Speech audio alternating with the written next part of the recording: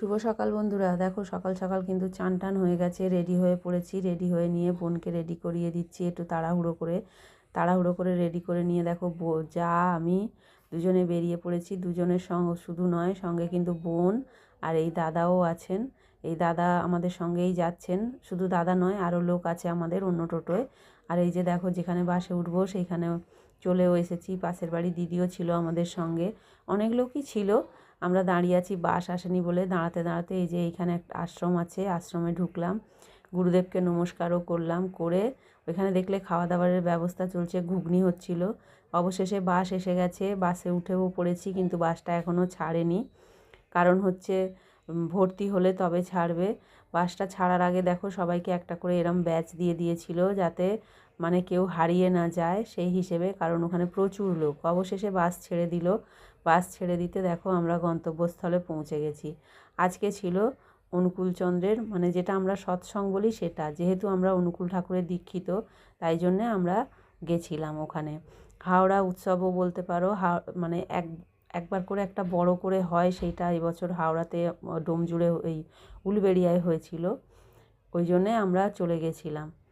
আর সেইখানে দেখো খাওয়া দাওয়ারের ব্যবস্থাও ছিল, সেখানে ছিল খিচুড়ি আর চাটনি। খিচুড়িটা কিন্তু ডালিয়ার ছিল, চালের ছিল না।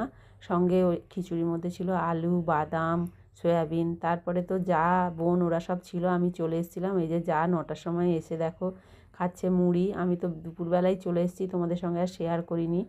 তারপরেই দেখো এই যে এসে কিন্তু আলু কেটেছে, আলু কেটেছে, ভাত বসিয়েছে, দিয়ে তারপর মুড়ি নিয়ে বসেছে। আজকে সত্যি কথা বলতে কি কারুরই শরীরটা ভালো লাগছে না। প্রচণ্ডভাবে রোদ উঠেছিল আজকে, যার কারণে রোদের মধ্যে মানুষের তো শরীর খারাপ করতেই পারে, অনেকের শরীর খারাপ করেও গেছে। কিন্তু যেহেতু গুরুদেবের দীক্ষিত আমরা, তাই জন্য এরকম সৎসঙ্গের সুযোগ পেলে আমরা যাওয়ার ইচ্ছা প্রকাশ করি, আর আমরা যাইও। আর যারা যারা দীক্ষিত আছে তারা নিশ্চয়ই বুঝবে যে গুরু দীক্ষা থাকলে যেতে ইচ্ছাও করে। এসে দেখো যা তো আলু কেটে দিয়েছে, ভাতও বসে গেছে। আর এই যে দুপুরে মেয়ে রান্না করেছিল, মেয়ে রান্না করে ওরা খেয়েছে। আর আছে মাংস। মাংসটাই রাত্রে চলে যাবে, কারণ আমার ছেলেও বাড়িতে ছিল না, তোমরা দেখেছো অন্য ভিডিওতে। ছেলেও আজকে ফিরছে, ছেলে বোনের ছেলে সবাই ফিরছে। ওই মাংসর সঙ্গে কিন্তু এইখানে মাংসও আছে। আর মানে শরীর না দিলে আর ইচ্ছা করে রান্না করতে, তাই জন্য আর কিছুই রান্না করব না।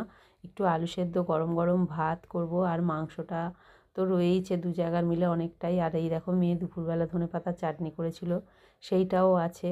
ওই সব মিলিয়ে মিশিয়েই মানে হয়ে যাবে। যাই হোক, এই হলো আজকে আমার সারাদিন। তোমাদের কার কেমন কাটলো জানিও। শুভরাত্রি বন্ধুরা।